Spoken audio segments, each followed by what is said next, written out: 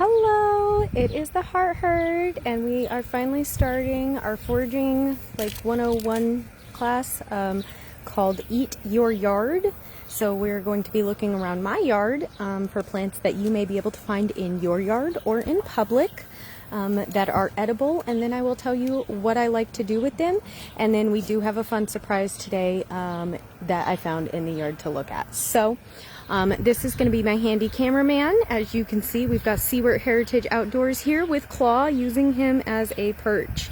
He just finished his meal, so he's hanging out with us for a little bit, and then he'll go back to the asparagus patch to be a bird like normal. So, all right, let's jump into it. I'm going to hand him the camera.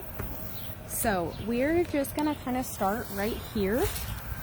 And right here we've got some good examples of, this is a type of violet.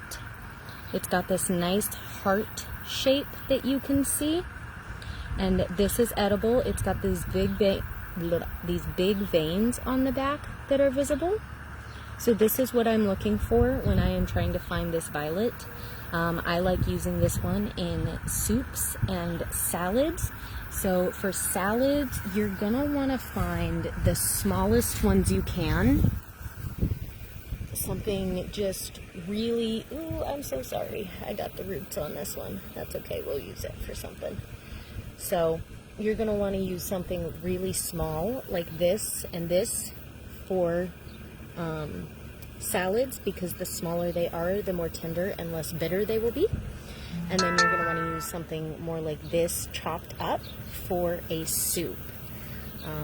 I'm sure there's something you can do with the roots, but I actually don't know what that is. So I'm actually going to see if I can replant this real quick, because I don't want to take a baby. Back to Mother Earth you go. Not the whole baby anyways. Yeah, not a whole baby. So like we talked about in my foraging tips, try not to take everything you see from one area. Try not to take the whole plant like I just did.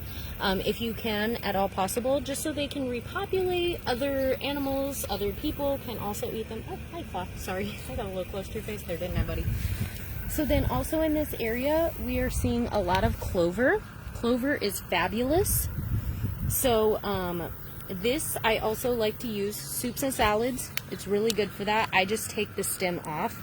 The stems are fine. You can eat them, and they're, especially when it's young, they're nice and tender.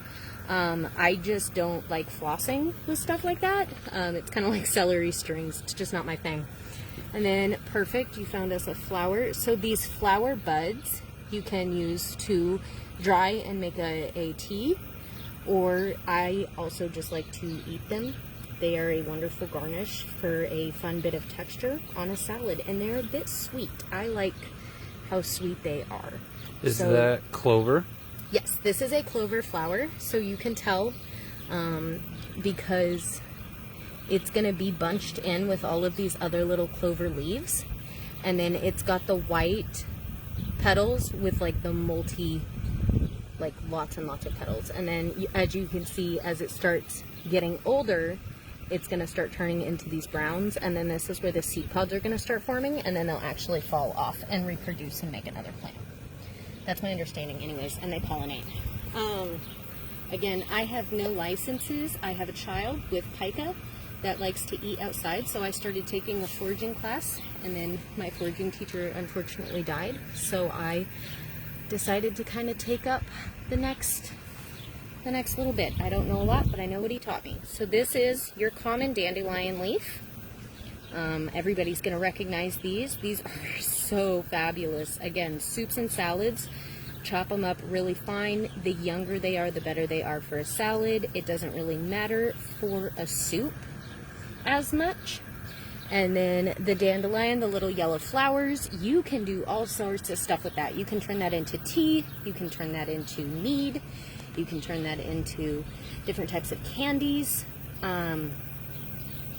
There's all sorts of stuff you can do with the flower. The stems have a lot of the same medicinal properties as the flowers, but they're not going to taste as sweet. They're going to taste a lot greener and more earthy. And then, of course, the roots make a very, very nourishing tea if you are having any sort of, vitamin problems, as if you just want kind of like a good pick-me-up, if you're trying to keep from getting sick, you're really going to want to be hammering down on that dandelion. It's really good. You can find it almost anywhere. Again, like we talked about in our foraging tips, if you are foraging in public and you are not sure if it has been sprayed with pesticides, herbicides, anything that ends in side is probably going to side you also. So don't homicide, suicide, don't eat things that have pesticides. Okay? We love all of you. We would like you to keep having lots of meals outside. So, if you do not know if it has chemicals on it, do not eat it. If you don't know what a plant is, do not eat it. And remember, as you are foraging, that food allergies still exist. So, like, I personally am allergic to cilantro. So I have to be very, very carefully as I navigate the cilantro, the parsley, and all of those leafy greens as I'm foraging, because I want to die. So, as we keep moving over here, this is kind of a sad patch. Let's see if we can find a better patch. What are we looking for? We are looking for plantain, but I want to find some good looking plantain, not some pretty shoddy looking plantain. Oh, this is our crepe flowers. Our crepe tree, myrtle crepe maybe? That's what it's called, I think Mom said. Has been blooming. All those people who liked the pink flowers with the little pink bulbs on them, and we didn't know what they are. Crepe. Alright. As you can see, my yard is filled with the violet, so it's something that I use quite a bit of. Let's go out to the garden area.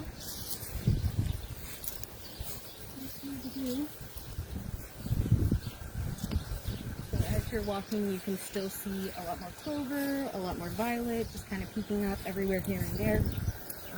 It makes it very easy to forage when you have something as densely populated as this. Ooh, here we go. This looks really nice.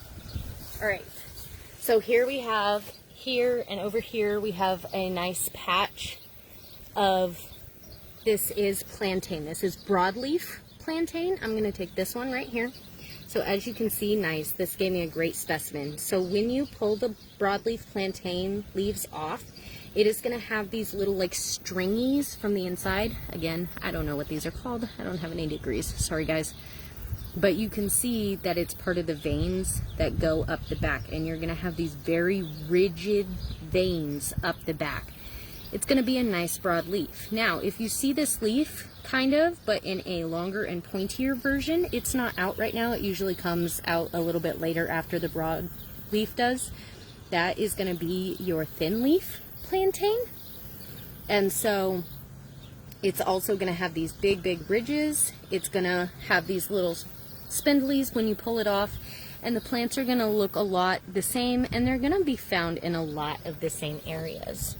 So this is another one of these plants that I really like for soups and salads. These young tender leaves, especially found close to the ground, are going to be great for your salads. These bigger leaves you're going to like for your soups all cut up. These are actually their little seed pods. I am going to take this one, but I will leave the rest of these. As you can see, there's many in several stages here. So when they are at this small, tiny stage, this is perfect for salads. You just kind of pinch them off little by little. And you can, sorry, I'm actually sitting here sampling these as we're talking. They are just a very light, earthy tone. Think almost like a sprout flavor, and almost like a sprout-ish texture, or maybe like the top of an asparagus texture. Very nice. I'm gonna add just a very nice green flavor to your salads. I know I keep saying green as a flavor, but I just feel like that is true. Oops, sorry, Claw. You got a little close to my face there. So then this one is a more mature adult seed pod. You can use these in soups. Again, broadleaf plantain actually does have medicinal properties. One of them is it can be made into a tincture or a salve for your aches and pains. and also to help nourish and replenish your skin. It's going to be hydrating and a little bit of a painkiller when you turn it into a salve or something like that. So these would be good to be used for a salve, a soup, something that just is going to have more of a flavor to it, because those little pods, they had like this light refreshing flavor. This is going to be, you know, a very intensely earthy flavor. So and honestly, when they start getting as big as this one you can see over here, it's starting to, when you rub it, release tiny little seeds. When they get as big as this one is, I just leave them alone, because I want them to release their seeds, because I want more of them. I want these for next year. I want the birds to be able to eat them and everything like that. So that is your broadleaf plantain, your violet, and your clover. And then let's see, over here, we're gonna walk back this way.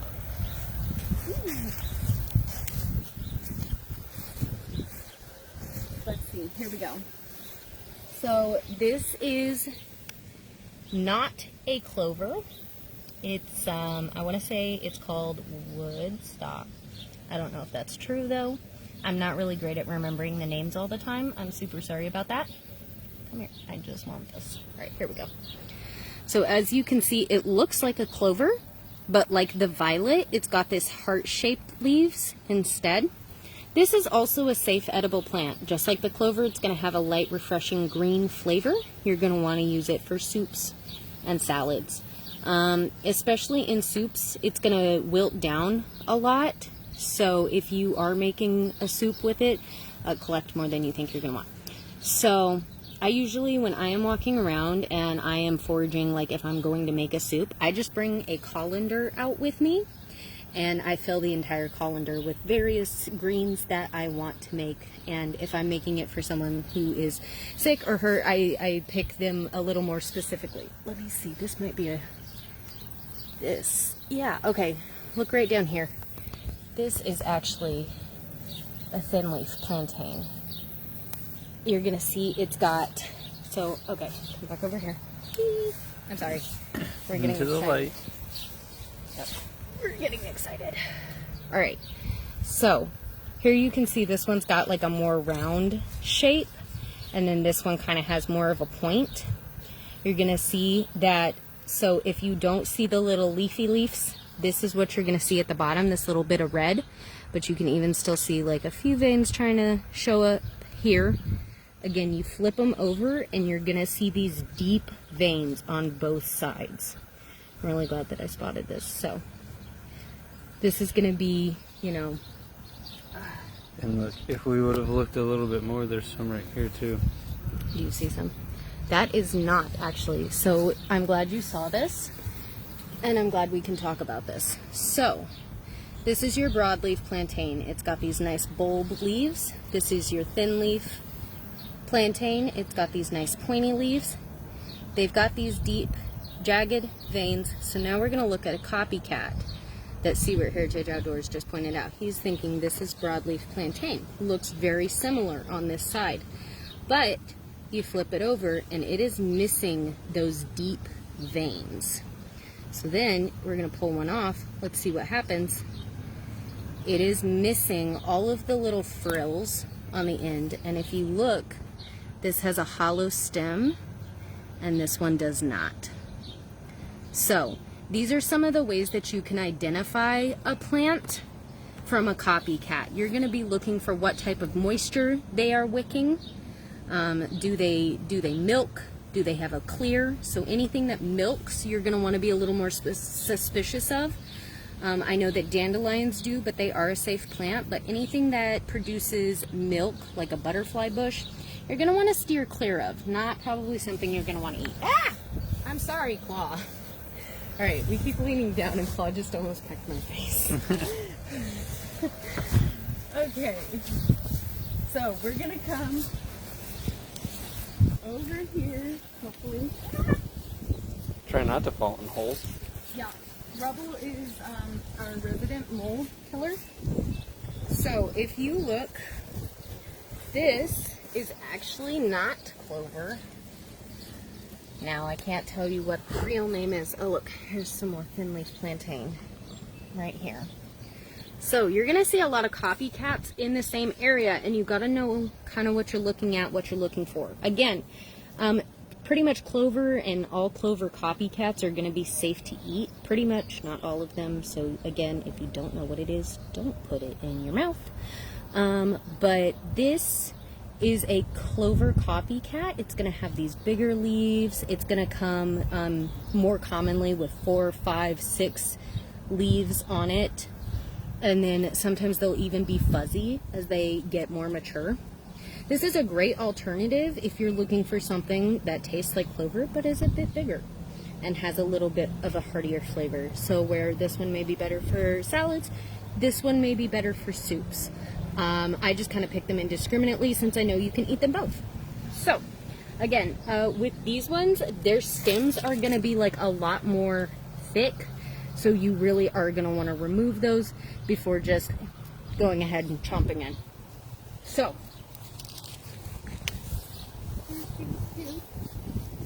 over here, this is technically one of my cultivated plants, but we're going to talk about it anyway. This is echinacea. It is good. You can turn it into a tea. I don't technically know how yet. I am wanting to learn that. I believe it has something to do with drying the buds, or maybe this kind of spiky bit here. But it has lots of healing properties. It is going to be good if you are feeling sick, getting sick, or are having like any type of aches or digestion issues. I would be suggesting your echinacea and any colds it's good for. So we're going to look at this plant right down here just because it's interesting.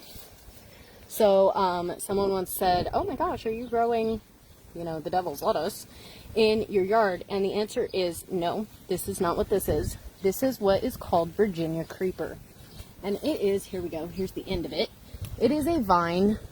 It is not edible. So especially you can see how this young stuff is red. That's a warning sign. Not a lot of things that are red you're going to want to eat. Again, not a hard and fast rule, but usually. So when you see something that looks like this, it looks a lot like poison ivy. It can be mistaken as poison ivy. It can be mistaken as the devil's lettuce. It is neither. It's the Virginia creeper. You can touch it. It's not going to bother you. You don't really want to get the juices on your skin. And definitely do not eat this, okay? So,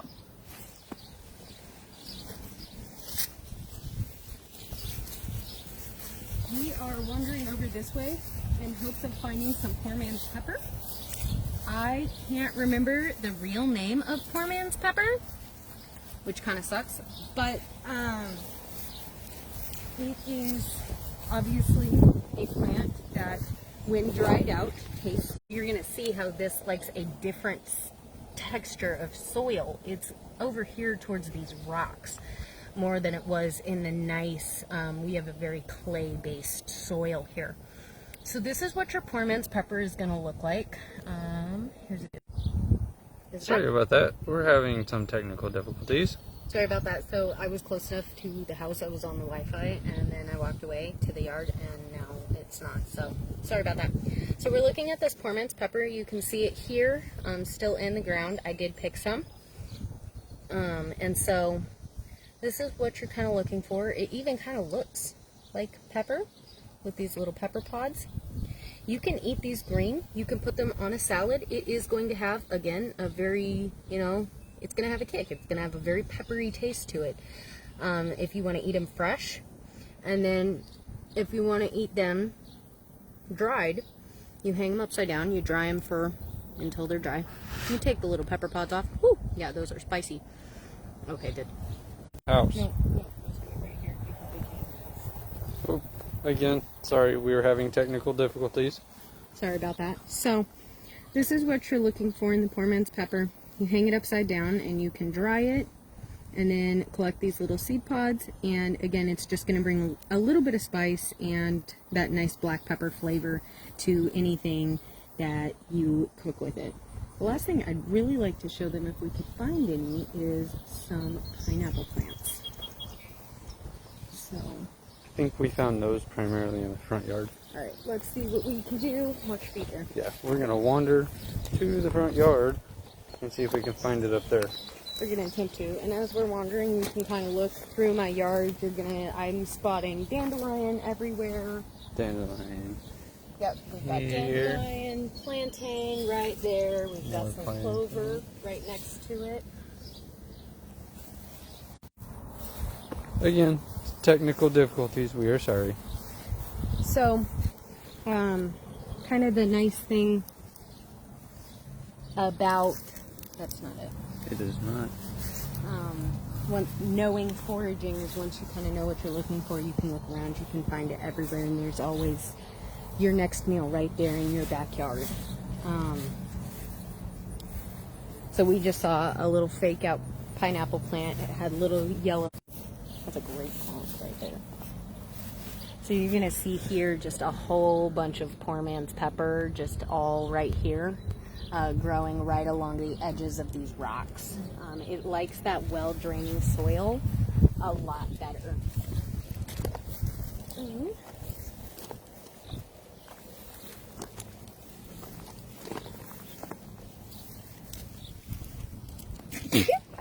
Oh, bless you.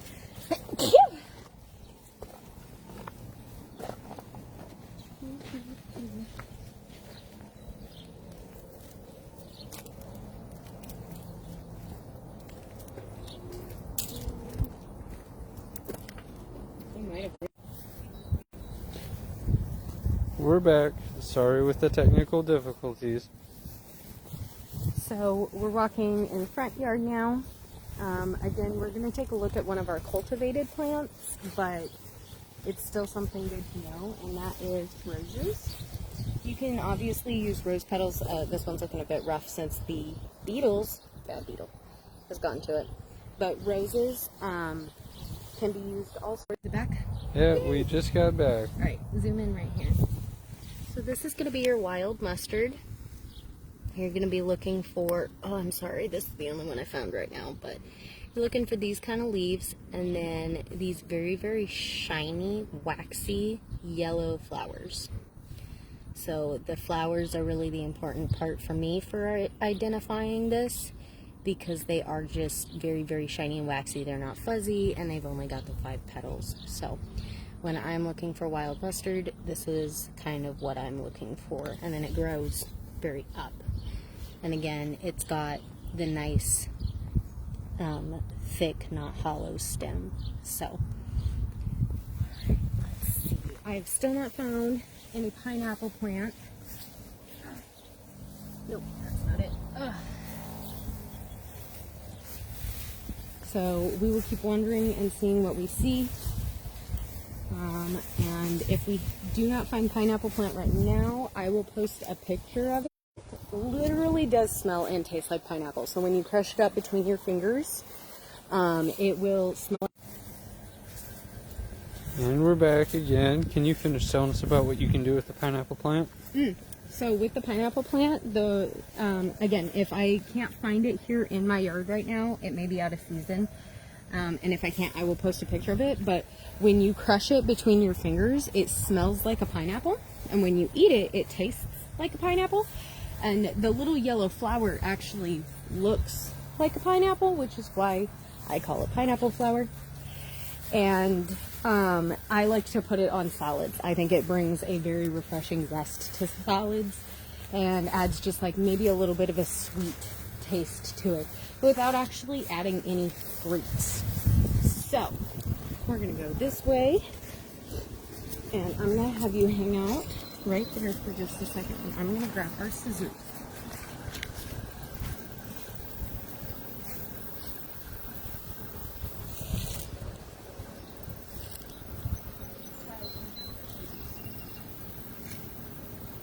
Okay. All right.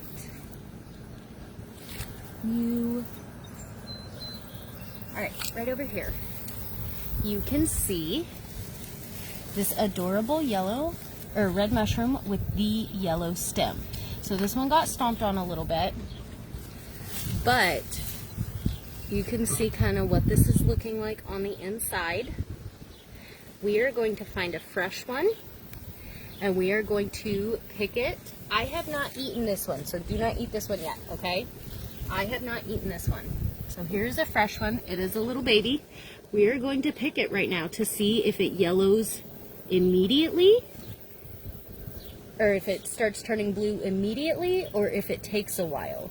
Because if it turns blue within the first 1 to 2 seconds, it is poisonous. And if it takes a few minutes, then it is not. So again, you're looking for this velvety red cap with the yellow stem that is nice and smooth. And then there's not going to be a bunch of gills on the inside. It's going to be more spongy. And as you can see, this one is not turning blue immediately. It's been more than 1 to 2 seconds, which means this is the edible kind. I'm really excited about this. Minnie Hart actually found this for us. And so we have a bunch of these growing in our yard, and we are going to pick them, and I'm going to figure out how to eat them. The last mushrooms that we got were honey mushrooms, and I sauteed them just like you regularly would, and they were delicious. So I'm hoping that we can do that with these guys. I don't have any honey mushrooms to show you today, but I can show you another one of these guys. Ooh, this one's a lot bigger too. Here's gonna be a nice healthy species. I'm gonna take this one, and since I now know that this one's not the poisonous one, I'm gonna bring it inside and eat it. So I'm very excited about this. Again, I can't tell you the name of this mushroom. Some of the names are just a little more dramatic than I can do, but this one, because it takes so long to start turning blue, is not the poisonous one, and I'm gonna eat it. Woohoo! So I will get back to you. Please don't eat this one until I do. Woo! This is the end of our lesson for today. This was our fabulous little surprise, was this brand new mushroom that even I have not tried yet. So, and then the testing, how you test it. See, now it's been about a minute and it's starting to turn blue, and you can see the blue moving up the stem. And that's kind of what you're looking for in this mushroom, is it shouldn't turn blue within 1 to 2 seconds. It should be 1 to 2 minutes. So, all right, thank you so much for joining us. As the seasons keep changing, I will keep having foraging classes anytime I see something new in my yard that you can eat. So, thank you for joining me, and we'll see you next time, guys. Bye.